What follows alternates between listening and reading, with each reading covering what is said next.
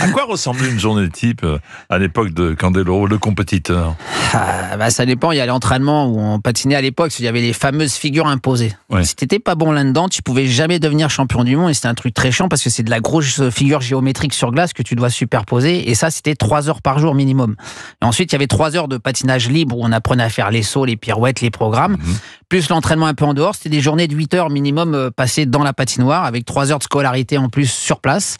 À l'époque, à Colombes, c'était très bien. C'est pour ça que j'ai intégré ce sport. À partir de quel âge donc? J'ai commencé à 8 ans ce process, en fait. Dès la sortie du CP, j'ai intégré le CE1 en cours. Et c'est là qu'on apprend à être perfectionniste, parce que si on ne l'est pas, on ne peut pas faire de compétition.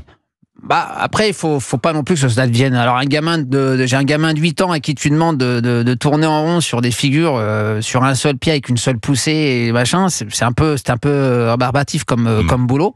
Mais derrière, tu avais la figure, le patinage libre où là, tu t'éclatais bien, tu faisais des sauts, tu tombais et ce moment de retour au calme était important pour justement travailler le ciboulot et revenir au calme.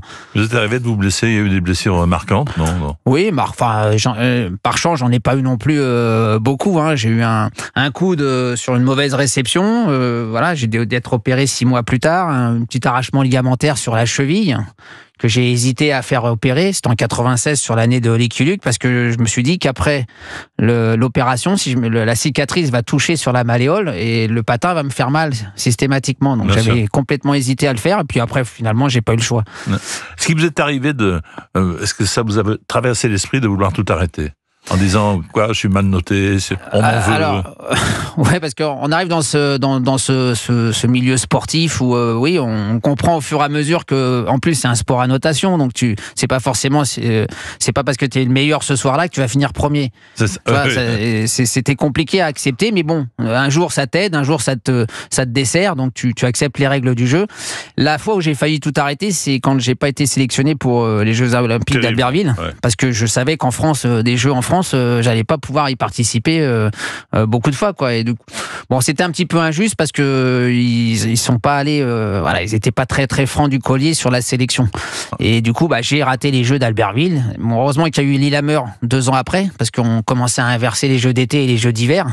Parce qu'avant c'était tous les 4 ans. Donc attendre 4 ans quand tu as une grosse déception comme ça, c'est dur. Tu te demandes si tu dois continuer. En fait. On arrive à identifier ceux qui mettent les bâtons dans les roues. Oui, bien sûr. On les connaît. Bon, moi, un de mes pires ennemis ou pires amis, on va dire, qui peut-être aujourd'hui pourrait dire, tu vois, grâce à moi, je t'ai filé des petits coups de pied au cul, je t'ai donné un peu d'adversité, ça t'a peut-être aidé. Finalement, avec le recul, tu dis peut-être, pourquoi pas. Mais voilà, mon ami ou mon ennemi, c'était Didier Guéhaguet, qui était toujours assez présent parce que dès l'âge de 10 ans, j'ai refusé d'aller dans son centre d'entraînement pour pouvoir rester avec André Brunet, mon entraîneur, qui est devenu mon entraîneur pendant 44 ans. Donc du coup, j'ai pas regretté, puisque avec mon entraîneur, qui était soi-disant un porte-valise à l'époque, c'était comme ça qu'on me le présentait, pour que je quitte Colombes pour aller sur Champigny. J'ai toujours refusé, donc j'en ai un peu bavé à cause de ça, mais finalement, mon entraîneur et moi, on a fait une très belle carrière ensemble, puisqu'on a ramené 2 médailles olympiques pour la France. Est-ce qu'il vous est arrivé de pleurer d'épuisement ou d'orage? Non, en général, l'épuisement sur un programme qui durait 5 minutes à notre époque, c'était plutôt une crispation, vomissement, parce que tu pousses au bout, quoi. Voilà, tu pousses au bout pour pas que ça t'arrive. Mais moi, quand j'étais jeune, le stress, parce que je me battais tout de suite, comme j'étais à un bon niveau très vite, j'ai commencé à me battre en étant espoir avec des seniors qui étaient 3 fois plus grands que moi, 2 fois plus âgés que moi, et ça me foutait le stress, et je vomissais avant la fin de mes programmes.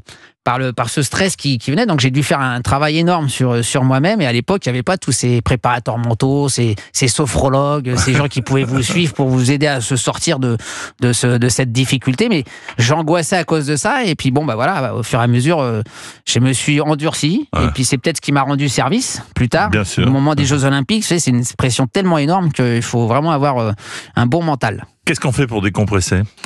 On part en vacances. C'est vrai. Ouais.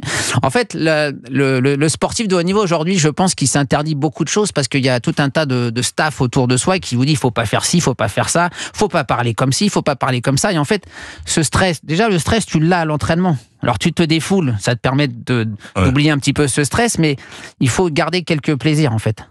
Moi, mon entraîneur, c'était bien, il me défendait toujours. Alors des fois à tort ou à raison, mais j'allais faire du ski par exemple. J'ai jamais été empêché d'aller faire du ski. parce que c'était mon échappatoire. Il m'a jamais empêché de faire de la moto. C'était mon moyen de locomotion et de découvrir la vie. C'est-à-dire que si on t'enferme dans un cadre pour dire allez, à un moment donné, il y a overdose. Eh ben bravo. Il n'y a pas eu overdose là. Il n'y a pas eu overdose.